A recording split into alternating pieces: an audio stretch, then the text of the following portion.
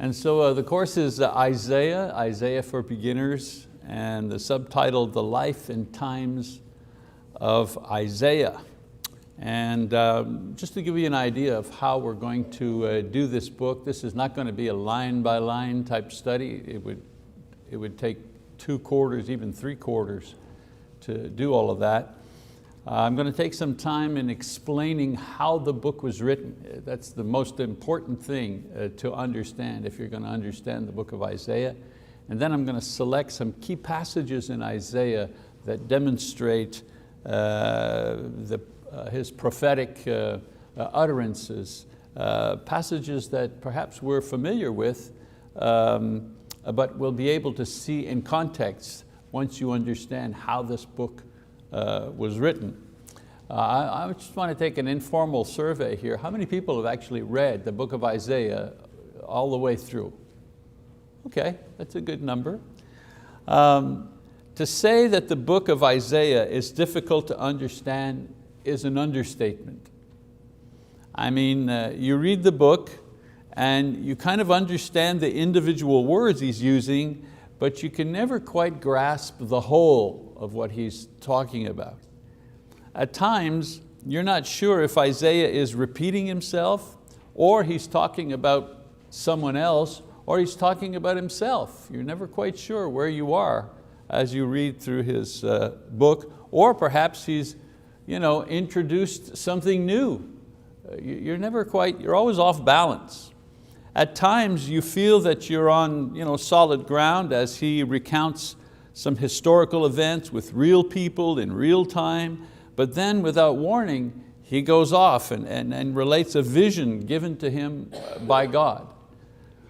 Now many times the literary devices that are used to help the reader discern the meaning actually confuse the reader if he's not familiar with Hebrew poetry and Isaiah's style of writing.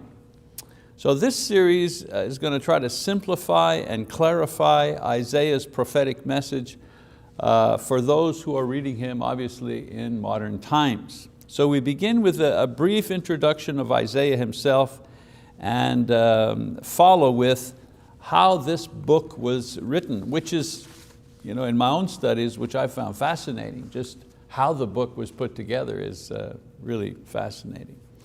So Isaiah refers to events and times before his ministry, and he also talks about things that are in the future beyond his own lifetime. So he talks about the past, he talks about the present, he talks about the near future, he talks about the future way far in advance. So let's review a brief timeline of Jewish history and the various books and authors who recorded Jewish history. And I think if we do this first, it'll help us to identify some of the major events that Isaiah is going to be talking about, as well as pinpoint where exactly does Isaiah fit in the history of the Jewish people. So let's take a look at this Old Testament survey. If you picked up some sheets in the back, and if you didn't and want to, don't be shy, get up and go back there. There's a lectern. And there are 2, there's your lesson notes just to follow along, and then there's this extra, this extra sheet that I've added, which is the Old Testament survey.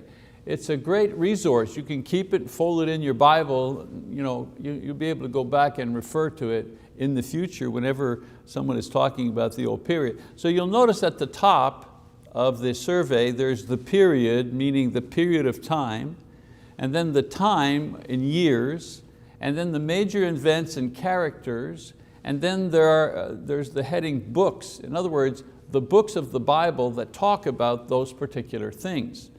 So briefly, we begin with what's called the antediluvian period. Antediluvian, diluvian referring to the flood. Ante meaning before the flood. So the period before the flood, that period of time, 5,000 plus BC. Major events and characters, well, the creation and the fall of man, the promise of redemption, the increasing of sin in the world, Noah and the flood. All of those events are written about in Genesis chapter 1 to 8. So you could say the antediluvian period is written about in Genesis chapters 1 to 8. Next period is post-diluvian period, after the flood, 3000 BC roughly. And here you find the genealogies of man, the spreading of idolatry, the Tower of Babel, and Genesis chapters 9 to 11 talk about these and other events of that period. The third period mentioned is the Patriarchy, around 2000 BC. And here you, in the Bible, you read about Abraham and Isaac and Jacob and the 12 tribes and how they were formed. And Genesis chapters 12 all the way to chapter 50 talk about these events. And also the book of Job not only was written, but is situated in that time period. Then you have the period of bondage, fourth period, 1600 BC, 400 years in captivity, the people of God, the Israelites, 400 years in Egypt, Moses, the Passover, the Exodus from Egypt, and you have Exodus chapter 1 to 12 talk about that. Fifth period is the period of conquest, 1400 BC. This will talk about the 40 years in the desert, the arrival of God's people into the promised land, the judges who govern, if you wish, at that time, and the 12 tribes, and also Samuel is introduced during this period. And we have several books now that talk about these events, Exodus 13 to 40, the book of Leviticus and Numbers and Deuteronomy, Joshua, Judges, Ruth, 1 Samuel chapters 1 to 10.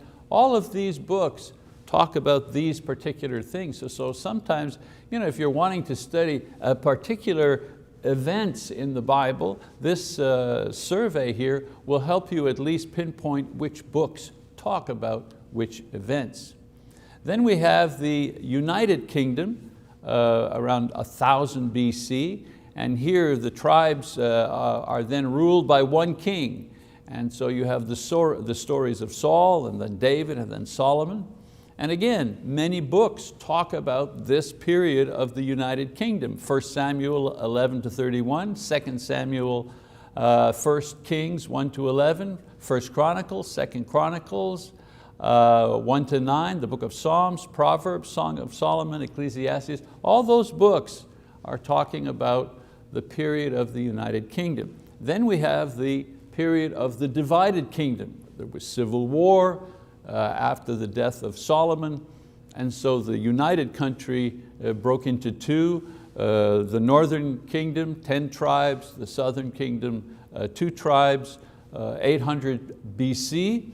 And here you have the establishment of the north and southern kingdoms. You have the apostasy, the great apostasy, people going away from God and going into pagan Baal worship. You have the destruction of the northern kingdom and the emergence of the prophets. And this is where Isaiah is. This is where we can pinpoint Isaiah's ministry. He's during the time of the divided kingdom.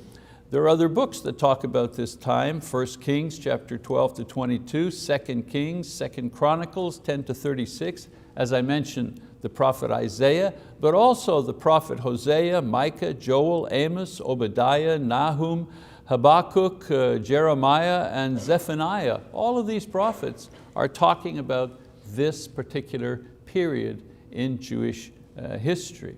So we'll be studying Isaiah. Now you know when Isaiah preached and what was going on during his time. Then the 7th period is the period of exile, 600 BC.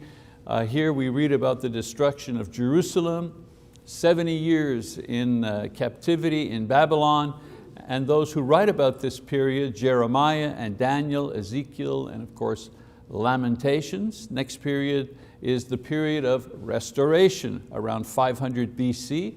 And here we talk about the return of the remnant from Babylonian captivity and also the end of idolatry. The Jewish people never again go back into idolatry after this period. And you have the writers Ezra, Nehemiah, Esther, Haggai, Zechariah, and Malachi, who write about this period in Jewish history.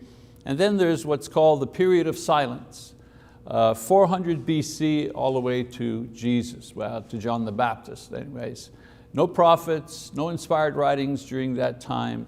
This is called, among other things, the intertestamentary period. During this time there were books that were produced. They weren't inspired books, but they were books that wrote about and described what was going on during this period of time. We call them the apocryphal books, meaning the hidden books or the hidden writings. And for example, you have the book of Esdras or the book of Judith or the book of Maccabees. These particular books talk about that period of time, 400 BC to the time of Jesus. All right, so that gives you a little, just a quick survey of this period and the time when Isaiah was functioning as a prophet of the Lord during the period of the divided kingdom. So let's talk a little bit about Isaiah himself. Isaiah, it says he was the son of Amoz.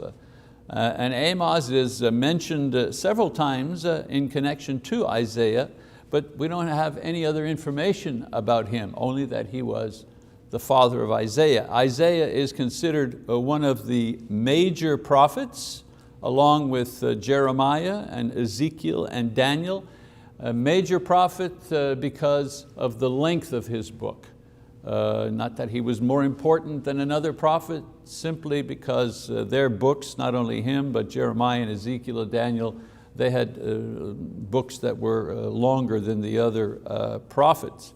Also, his book appears first among these other prophets, a position of honor, since Isaiah is sometimes referred to as the prince of prophets. And if you read his book and compare it to some of the other books, you'll know why they gave him this title. Now, Isaiah's name means the Lord saves, the Lord saves. And as we noted in our Old Testament timeline, Isaiah lived and prophesied during the time of other Jewish prophets. Amos and Hosea and Micah also prophesied during the time of Isaiah. We also know that his ministry began in 740 BC because he himself mentions in Isaiah chapter 6 verse 1 that his visions began the year that King Uzziah died. And the death of King Uzziah is recorded in history. And so that's how we know when Isaiah's prophecy and prophetic work began, 740 BC. We also know that he was married, and in his own writings he refers to his wife not by her given family name, but rather by the term the prophetess. He called her the prophetess in chapter 8 verse 3. And he may have done this because she was the wife of a prophet or because she herself was used by God in this way. But we have no record, no official record of any prophecies that she made. Now Isaiah has two sons that were given names that signified prophetic statements made by their father. In other words, Isaiah made a prophetic statement, and in order to kind of really double down on it, he named his children, he named his sons according to the prophetic statements that he had made. Let's get their names, there you go. One of them was Shear-Jashub, which means the remnant return. The remnant return. And this was a prophetic reference of the literal and spiritual return of Judah after their destruction and their exile to Babylon for 70 years. He names his son according to what will happen to the Jews. And then he has another son, and his name is Mar-Shalal-Hashbaz. Mar-Shalal-Hashbaz, which means 4 different words: haste, spoil, speed, and pray. Now this name implied the eventual attack of the Assyrians on the northern kingdom of Israel and its neighbor Syria. And so Assyria, those who were doing the attacking, was anxious to attack, ready to destroy and pillage all of its enemies. And so the boy's name referred to the character of the enemies that would come in and attack the Israelites. Haste, they came as a swift army. Spoil, they came to take the spoil. Speed, they were lightning quick in their attack. It didn't take them long to overcome the enemy. And prey, Israel would be the prey. And so the name refers to events that were going to take place in Israel. It's also interesting to note that the Bible mentions the details of the marriages of several of the prophets. And I thought it might be interesting when we speak about these men to know something about their personal lives. Jeremiah, for example, was celibate. We find that out in Jeremiah 16:2. He never married. Hosea, his wife, was unfaithful. And we find that out from the beginning. He's told to take a wife who's going to be unfaithful to him. Ezekiel's wife died suddenly, but he was not allowed to mourn over her. Very unusual. We read about that in Ezekiel 24:16-18. And we find out that Isaiah's wife collaborated with him in naming their sons with names that reflected prophecy concerning Israel and Judah. Now, Isaiah probably spent most of his life in Jerusalem. And judging by the quality of his writing and his access to the royal court of successive kings, he had access, and in those days you just didn't walk into the palace to see the king. If you write about what's going on into the royal court, it means that you have some sort of position. And so Isaiah talks about what's going on at the royal court, meaning he had some sort of high position. He was involved with Uzziah, of course, Jotham, Ahaz, the king Ahaz, and then the king Hezekiah. And scholars believe that he was a well-educated, wealthy aristocrat, or perhaps he was part of a priestly family, and this is what gave him access to the royal court. Even though it seems that Isaiah had a high position in the society of his time, he was very much aware of the plight of the poor, the excesses of the rich, and the injustices that were visited on the common man by those who were in power, as well as the immorality and the unfaithfulness that existed at every level of society, both rich and poor. And so despite the advantages of education, despite the advantages of education and wealth, we're talking about Isaiah now, and the access that he had to the royal court as God's prophet, he was very much like the more common prophets of the day, who were social justice prophets, who were his contemporary, Amos and Hosea and Micah. They spoke out against injustice. Their prophecies were not just about what's going to happen in the future, or some prophecy that would take place in the near future. Many times these prophets spoke up against the injustices that were taking place in their society, the immorality that was taking place in that society, and of course also the false worship that was taking place in that society, not just in the future, but right then and there. And despite all of his wealth and position, Isaiah was very much like these social justice prophets. Not only did he speak truth to power, he did so with a very beautiful and complex and majestic style of writing, which we will investigate as the lessons go on. And so this bold and fearless pronouncement of God's word is what probably led to his death at the hands of Manasseh, who Jewish tradition says had Isaiah executed by having him sawn in two. And we read about this in Hebrews 11:37, where the Hebrew writer is talking about the heroes of faith, and he talks about all the things that the heroes of faith suffered. And he says in verse 37, he says, they were stoned, they were sawn in two. That bit right there, they were sawn in two, is a reference back to Isaiah and the way that he was martyred at the hands of Manasseh. As far as the times, what are the times? What was it like when Isaiah, politically and religiously, what was going on in those times? Little map here to help us understand some of the geopolitical pressures that were taking place.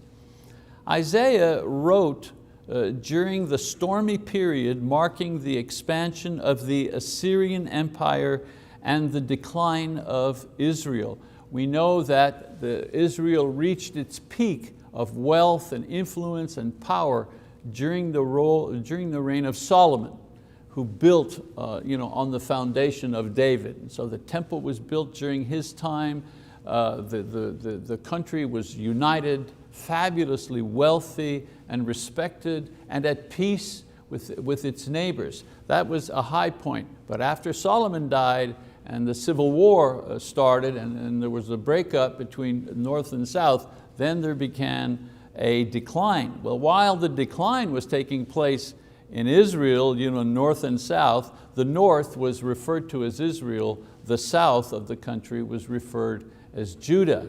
Well, to the very far north there was the country of Assyria, and that country was expanding its power. It had a great army. It was becoming the world power during its time. And so under the king Tiglath-Pileser III, he reigned 745 to 727 BC. The Assyrians swept westward into Aram. We see Aram here. This is also called Syria. He swept towards Aram and then into Canaan, where the northern kingdom of Israel was located. So they swept downwards into Israel. In response, the kings of Aram and the king of Israel tried to pressure Ahaz of Judah, of the southern kingdom, into joining an alliance against against Assyria. So you see the picture? You've got Aram and Israel, a joint defense pact, and they're trying to talk Judah to join them. So the three of them would be united together against the attack of Assyria. Well, instead of joining this alliance, Ahaz, the king of Judah at the time, chose to ask Tiglath-Pileser, that's this guy up in Assyria, to ask the king of Assyria for help against Israel and Aram. Now today, the political term for that is double cross. He double crossed the king of Aram and the king of Israel, who were trying to get him to join their alliance by jumping over them and making an alliance with Assyria to protect Judah against Aram and Israel. So instead of joining the alliance, he made a deal with Assyria. And so what's important about this arrangement is that Isaiah condemned this decision. Isaiah, who lived during this time, who was preaching during this time, condemned this treachery and warned the king against making an alliance with Assyria. Well, Assyria did help Judah by conquering and deporting the northern kingdom. But this left the southern kingdom even more vulnerable and exposed to attack from the north. Now Israel could not be a buffer country or state to protect them from attack. It had been destroyed and all the people had been scattered. And so now Judah, their northern flank is unprotected. And so the godly king Hezekiah prayed earnestly, and Isaiah prophesied that God would force the Assyrians to withdraw, and we find out in Isaiah chapter 37 that they do withdraw from their attack on Judah. Nevertheless, Isaiah warned that because of her sins, Judah would be defeated and brought into captivity, not by the Assyrians, but by the Babylonians. This was the nation that eventually defeated the Assyrians and took over as the world power at the time. And so the Assyrians did not overtake Judah, but the Babylonians did. Now, although the fall of Jerusalem would not take place until 586 BC, Isaiah's prophecy 100 years before then said the following, that Judah would be destroyed, that there would be a captivity of the people and they would be brought to a foreign land, and then eventually they would be restored back from their captivity to their home nation. And he made this prophecy 100 years before these events actually took place. Isaiah also predicts the rise of Cyrus, who would unite the Medes and the Persians to create the Medo-Persian Empire, if you wish. And under Cyrus would conquer the Babylonians. And so Isaiah even spoke about this particular event way before it takes place.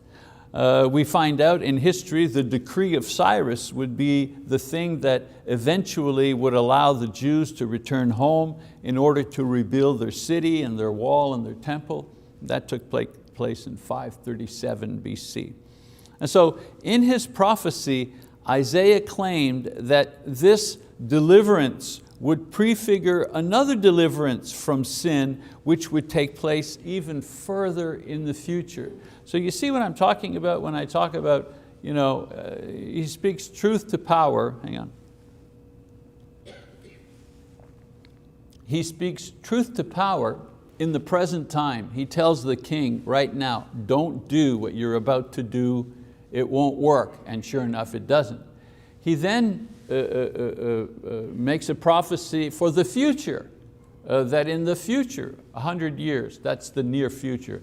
In the future, a nation would come in and destroy Judah, would carry them off into captivity, but eventually they would return. That's a prophecy in the near future. And then he also makes prophecies in the far future when he talks about, but one day someone will come and deliver God's people from their sin. And of course there, he's talking about the Messiah. And our problem when we read the book of Isaiah is that sometimes we're not sure, is he talking about right now? Is he talking about the near future? Or is he talking about the far future? And so I think the preparation lessons that I've got for you for the next couple of weeks will help all of us understand his form of writing. So Isaiah's many visions and prophecies again spoke of the present, the near future, and the distant future. All right, we've got I want to finish my class this morning with a video. Yeah, just enough time for that. And for all of you who are concerned about copyrights and stuff, we have permission to show this video to a live audience, which we will do. And those of you who are maybe watching this class in the future, make a little prophecy here, if you're watching this class in the future, online, on YouTube or on BibleTalk.tv, there is a link that you will see on your screen, and simply click that link and it'll bring you to view the video that we are going to view here live this morning.